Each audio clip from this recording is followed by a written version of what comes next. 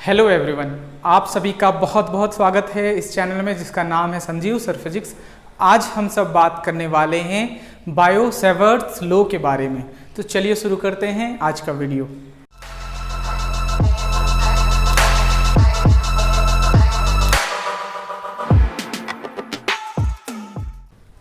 इस वीडियो में हम सब बात करने वाले हैं बायो सेवर्ट्स लॉ के बारे में। प्रोनाउंसिएशन कैसे करना है, बायो सेवर्ट्स लॉ, ठीक है, बायोट नहीं, टी साइलेंट है। बायो सेवर्ट्स लॉ, दोनों अलग अलग फिजिसिस्ट हैं, दोनों अलग अलग साइंटिस्ट हैं। दो लोगों का नाम यहाँ है बायो एंड सेवर्ट्स। दोनों ने मिलकर एक रूल दिया था, किसी भी करंट कैरिंग कंडक्टर के चारों ओर मैग्नेटिक फील्ड प्रोड्यूस्ड होता है तो उसको कैलकुलेट कैसे करना है, इसके लिए रूल दिया गया था, ठीक है ना। किसी भी करंट कैरिंग कंडक्टर में आपको पता है, जब किसी कंडक्टर में करंट फ्लो हो या करंट कैरिंग कंडक्टर हो तो उसके चारों ओर मैग्नेटिक फील्ड बनते हैं, ठीक है, उसके चारों ओर मैग्नेटिक फील्ड बनते हैं। उस मैग्नेटिक फील्ड का स्ट्रेंथ कैलकुलेट करने के लिए किसी भी पॉइंट पर, इस पॉइंट पर, यहाँ वहाँ कहीं भी, किसी भी पॉइंट पर मैग्नेटिक फील्ड का स्ट्रेंथ निकालने में इस रूल का यूज है, ठीक है। So Biot Savart's law can be used to calculate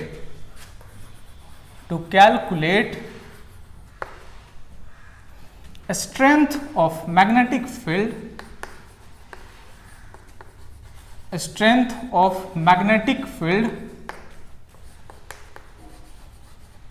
produced due to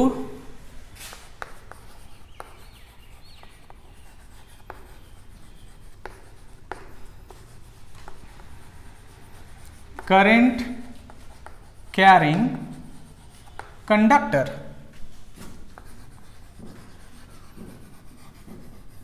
ठीक है।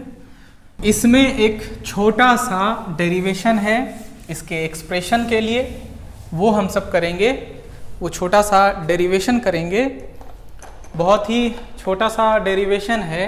इसमें आपको कंसिडर करना है किसी कंडक्टर को और कंडक्टर के स्मॉल पार्ट के बारे में, ए बी, जिसका लेंथ है dl और जिस पर करंट फ्लो कर रहा है I। So let small element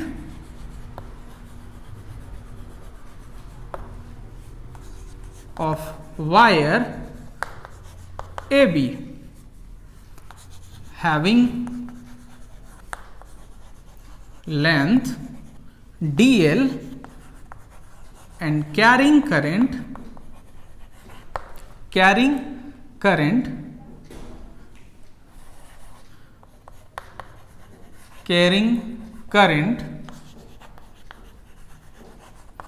I। तो यहां एक कॉन्सेप्ट को आपको इंट्रोड्यूस करना है, करंट एलिमेंट। यहां करंट एलिमेंट किसको बोला जाएगा, देखिए, करंट लेंथ के साथ मिलकर करंट एलिमेंट बनाता है आइडियल, ठीक है। डीएल वेक्टर कैसे हुआ, डीएल तो आपका लेंथ है, डीएल कभी भी वेक्टर नहीं हो सकता है जब तक इस पर डायरेक्शन ना हो। तो ये लेंथ डीएल है और अगर इसमें करंट का डायरेक्शन भी मिला दिया जाए तो ये बन जाएगा वेक्टर। मैग्नीट्यूड में अगर डायरेक्शन मिला दिया जाए तो ये बन जाएगा वेक्टर। तो करंट एलिमेंट है, आइडियल है ना। So let us consider a current element AB। AB को क्या बोलेंगे, करंट एलिमेंट। अभी AB क्या था, let a small element of wire AB having length DL and carrying current I। Current element क्या हो गया, IDL, ठीक है। लेट एक पॉइंट हम कंसिडर कर लेंगे, यहां से थीटा एंगल पर पॉइंट P, यहां पर मैग्नेटिक फील्ड है dB वेक्टर, क्योंकि मैग्नेटिक फील्ड वेक्टर क्वांटिटी है, वेक्टर फील्ड है। मैग्नेटिक फील्ड आपको बताया गया है,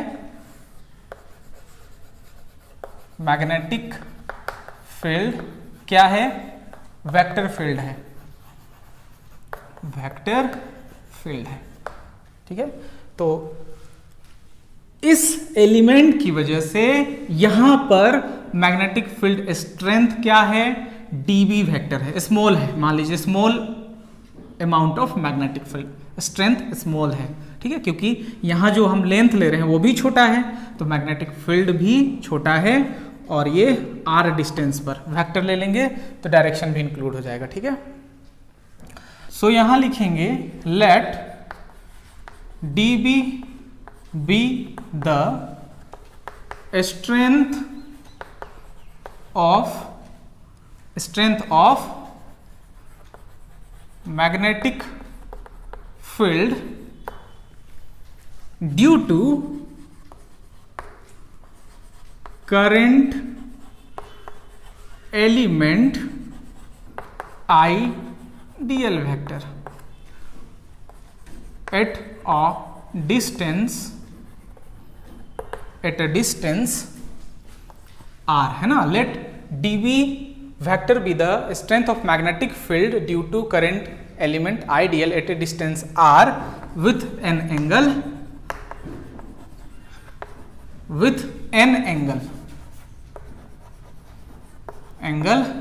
थीटा। ठीक है, सो यहां पर dB जो होगा वो किन फैक्टर पर डिपेंड करेगा, उसको याद रखना बहुत इंपॉर्टेंट है। So magnetic field strength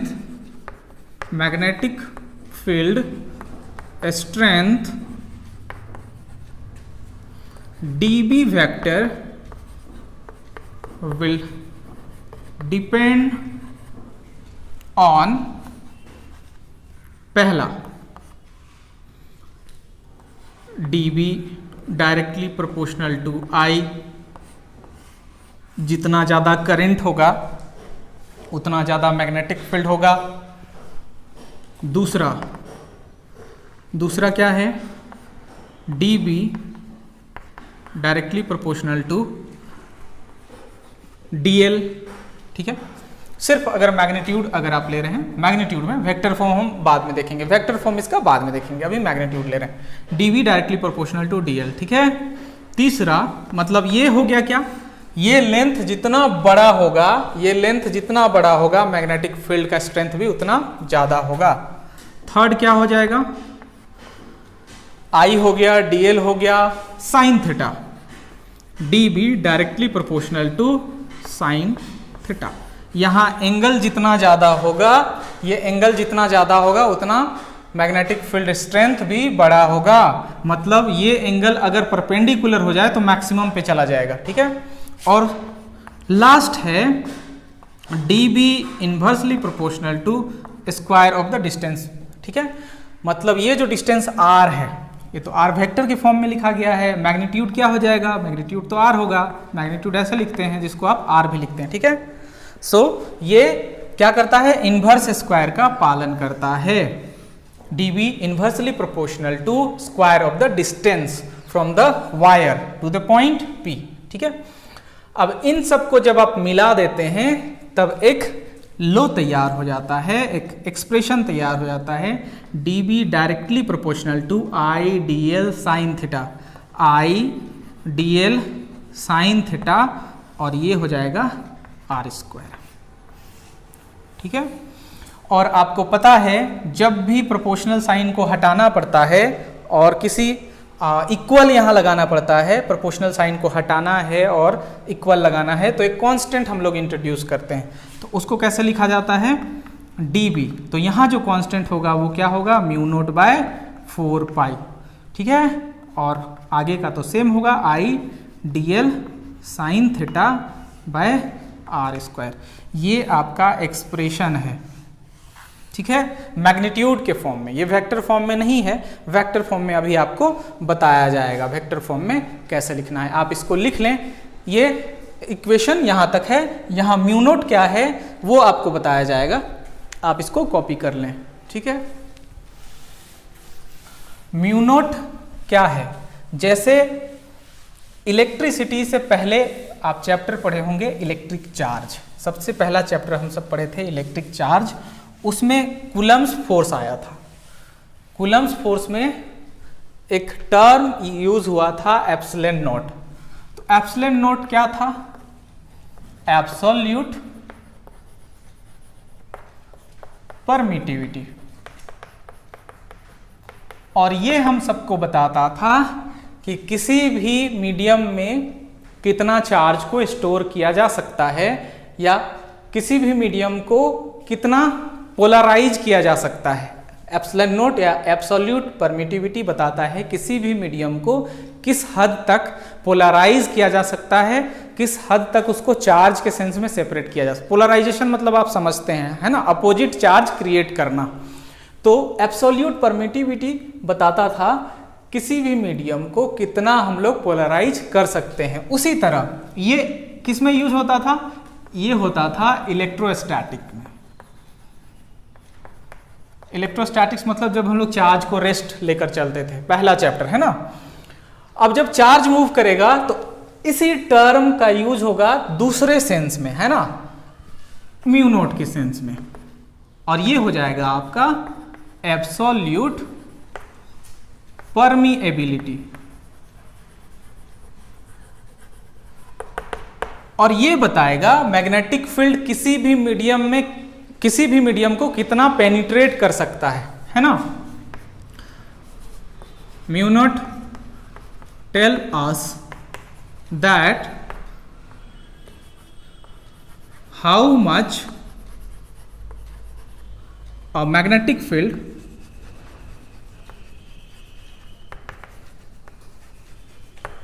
can penetrate a medium. किसी भी मीडियम को मैग्नेटिक फील्ड कितना पेनिट्रेट कर सकता है। Mu naught tell us that how much a magnetic field can penetrate a medium. किसी भी मीडियम को कितना पेनिट्रेट कर सकता है, कितना उसके अंदर तक जा सकता है, ठीक है। ये आपका बताता है म्यू नॉट। ये आपका इलेक्ट्रोस्टैटिक्स में यूज होगा, ये मैग्नेटिज्म में यूज होगा, ठीक है। तो ये बहुत आगे चलकर हम लोग देखने वाले हैं। इसका म्यू नॉट का वैल्यू क्या होता है उसको आपको याद रखना है। ये होता है 4 pi into 10⁻⁻7 tesla metre ampere inverse, ठीक है। ये आपको आगे तक काम आएगा, न्यूमेरिकल में भी काम आएगा। 4 pi into 10⁻⁻7 tesla metre ampere inverse. यहाँ पर आपको याद रखना है टेस्ला मीटर स्क्वायर होता है वेबर मैग्नेटिक फ्लक्स का। तो इस टर्म में भी कभी कभी इसका यूनिट आ जाता है। सो म्यू नॉट को अगर आप लिखे उस टर्म में 4 पाई इंटू 10⁻⁻7 तो क्या लिखेंगे फिर? टेस्ला मीटर स्क्वायर लिखना है तो मीटर से ऊपर नीचे मल्टीप्लाई करना होगा। मीटर स्क्वायर क्या हो जाएगा? वेबर, और 1 मीटर नीचे बचेगा उसको आप लिखें ऊपर, और ये एम्पियर इनवर्स, ठीक है। तो ये भी वैल्यू तो सेम रहेगा, यूनिट अलग यूनिट में आप इसको लिख सकते हैं, ठीक है। तो ये आपको बताया गया एप्सिलॉन नॉट क्या है? एब्सोल्यूट परमिटिविटी, और म्यू नॉट एब्सोल्यूट परमिएबिलिटी, ठीक है। और यहाँ एप्सिलॉन इज इक्वल्स टू क्या होता है? एप्सिलॉन नॉट एप्सिलॉन आर, ऐसा भी रिलेशन आपको बताया गया है, ठीक है। और उसी तरह म्यू क्या हो जाएगा? Mu naught mu r. ये एब्सोल्यूट होता है, 0 मतलब एब्सोल्यूट, और ये होता है रिलेटिव। जैसे एयर के लिए म्यू आर का ई आर का वैल्यू क्या हो जाता था? 1 हो जाता था, ठीक है। एयर के लिए एप्सिलॉन आर का वैल्यू क्या हो जाता था? 1 हो जाता था। उसी तरह एयर के लिए इसका वैल्यू कुछ होगा। एयर और वैक्यूम के लिए अलग अलग नहीं लिखते, एक ही लिखते हैं हम लोग। एयर और वैक्यूम के लिए एक ही लिखते हैं, दोनों को लगभग एक ही लेकर चलते हैं, ठीक है। तो ये एब्सोल्यूट टर्म हो जाता है और ये रिलेटिव हो जाता है। तो यहाँ तक आई थिंक क्लियर हो गया होगा। यहाँ एक चीज़ और आपको ध्यान रखना है, इन दोनों को मिलाने पर एक बहुत ही इंपॉर्टेंट रिलेशन मिलता है जो इलेक्ट्रोमैग्नेटिक वेव का प्रूफ भी है, उसको भी आप देख सकते हैं। वो मिलता है स्पीड ऑफ लाइट, ठीक है। स्पीड ऑफ लाइट कैसे मिलता है?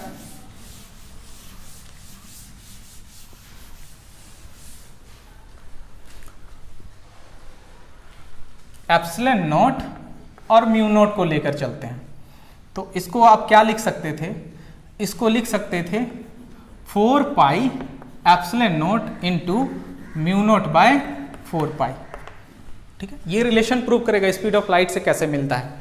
देखिए 4 पाई से मल्टीप्लाई, 4 पाई से डिवीजन, ठीक है, फिर तो ये कैंसल हो जाता और एप्सिलॉन नॉट और म्यू नॉट हमको मिल जाता।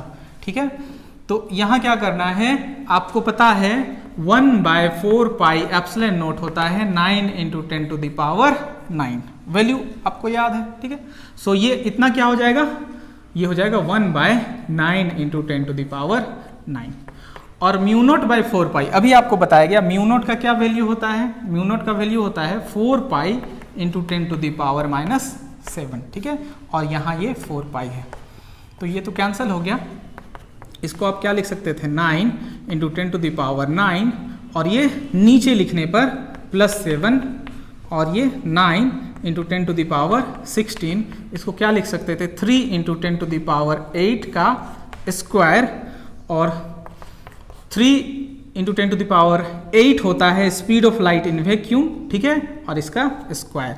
सो एप्सिलॉन नॉट और म्यू नॉट क्या देता है 1/c², या फिर स्पीड ऑफ लाइट अगर लिखना चाहें c² तो क्या हो जाएगा 1/एप्सिलॉन नॉट म्यू नॉट, ये भी लिख सकते हैं। और c लिखना चाहें तो c को सिर्फ आप लिख सकते हैं। सो इसी रिलेशन का यूज किया था मैक्सवेल ने ये बताने के लिए कि ये है इलेक्ट्रिक फेनोमेना और ये है magnetic phenomena. So electromagnetic wave, light is electromagnetic wave. ठीक है, यहाँ स्पीड ऑफ लाइट इलेक्ट्रिक और मैग्नेटिक प्रॉपर्टी से डिफाइन हो रहा है। ठीक है, तो इसी से बताया था कि light is an electromagnetic wave. ठीक है, तो आगे हम सब देखते हैं वेक्टर फॉर्म क्या होगा इसका। आई होप कि आपको ये समझ में आया होगा, बहुत इंपॉर्टेंट है ये वेक्टर फॉर्म। इसका हम सब देखेंगे vector form of bio-Savart's law. ये तो स्केलर फॉर्म है, इसको वेक्टर फॉर्म में लिखना है। इसका डायरेक्शन भी हम लोग सबसे लास्ट में देख लेंगे, है ना, वेक्टर के बाद डायरेक्शन देख लेंगे। यहाँ पर बताएंगे कि डीवी का डायरेक्शन क्या है, वो बहुत ही आसान है, बहुत डिफिकल्ट नहीं है। वेक्टर फॉर्म में लिखना है तो आइडियल साइन थीटा का हम सब यूज करेंगे। क्या लिख सकते थे, इसको देखना है ना, आइडियल साइन थीटा। ठीक है, करेंट तो स्केलर है। ठीक है, वेक्टर हम लोग क्या लेके चले हैं डीएल। ठीक है, तो इसको ऐसे लिख सकते थे आई डीएल क्रॉस आर कैप। ठीक है, क्यों लिख सकते थे, यहाँ इसको चेक करेंगे। ठीक है, इसको चेक करेंगे, सिर्फ यहाँ हम लोग इसको चेक करते हैं DL cross are.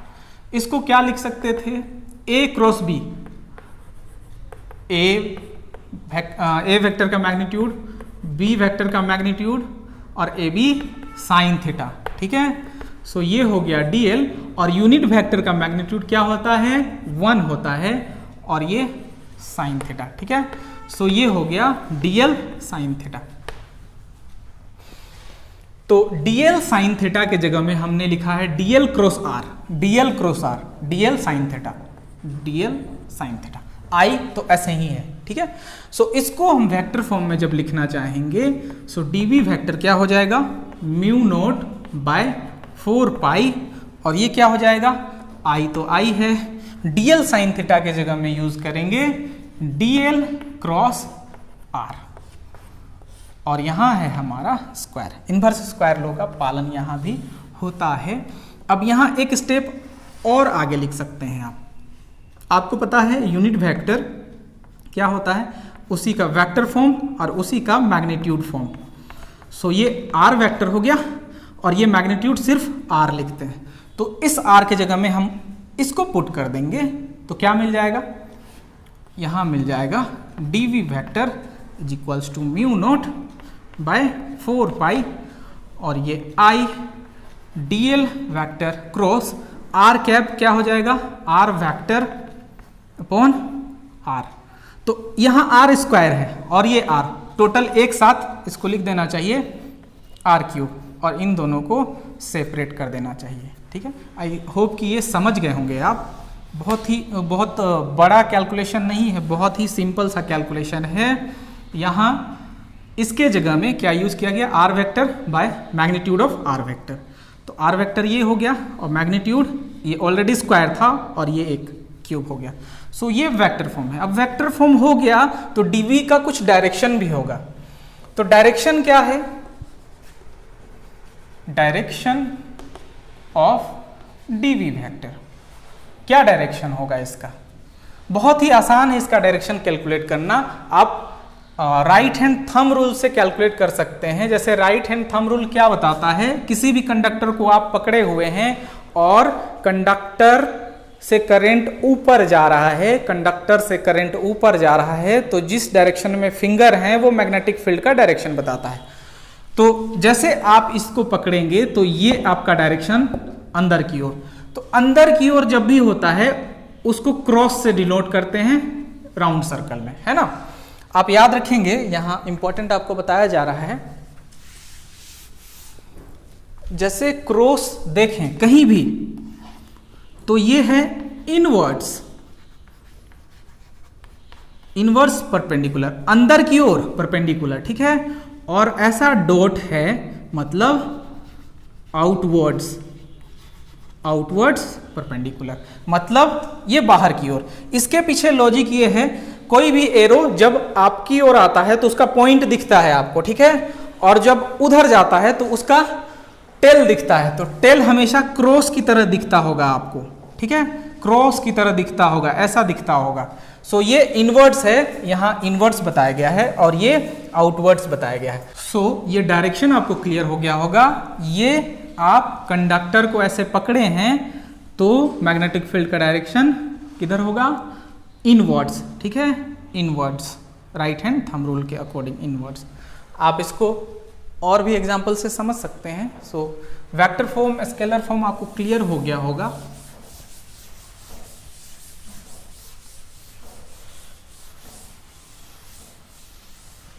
Vector form और स्केलर फॉर्म क्लियर हो गया होगा। ये बहुत ही छोटा सा डेरिवेशन था।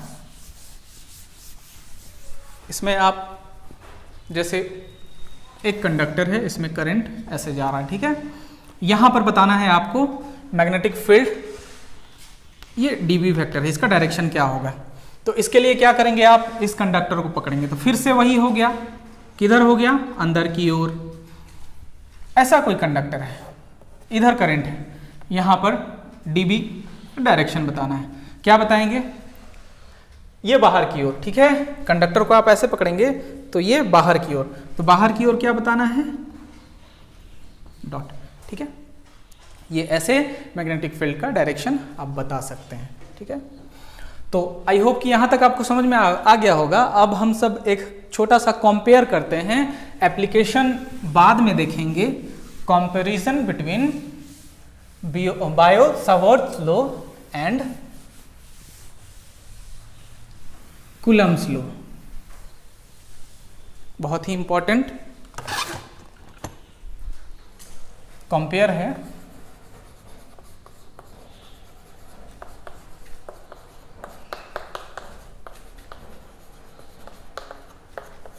लॉ एंड डिफरेंस नहीं देख रहे हैं,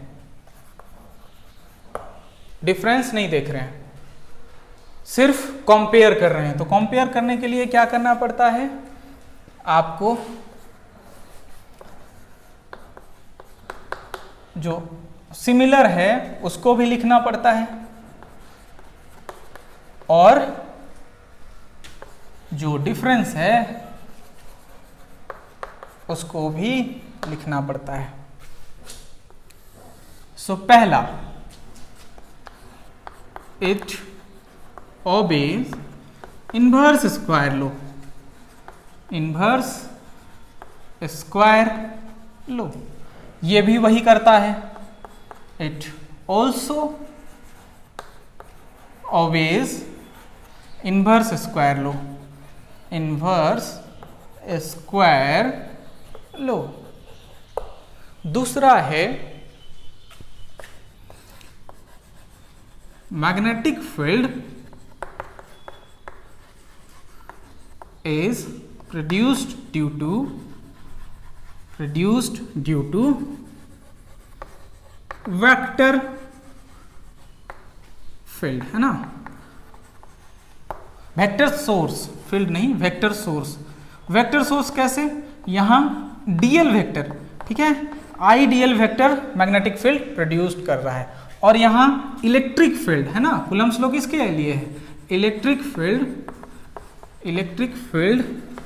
इज प्रोड्यूस्ड, इलेक्ट्रिक फोर्स के लिए है, पर electric field is produced by scalar source. Scalar source क्या होता है, चार्ज। तीसरा है इट obeys सुपरपोजिशन प्रिंसिपल। ये भी वही हो जाएगा, it also obeys superposition principle. Next क्या होगा, एंगल डिपेंडेंट। ये लो एंगल डिपेंडेंट है और ये एंगल डिपेंडेंट नहीं है, एंगल इंडिपेंडेंट।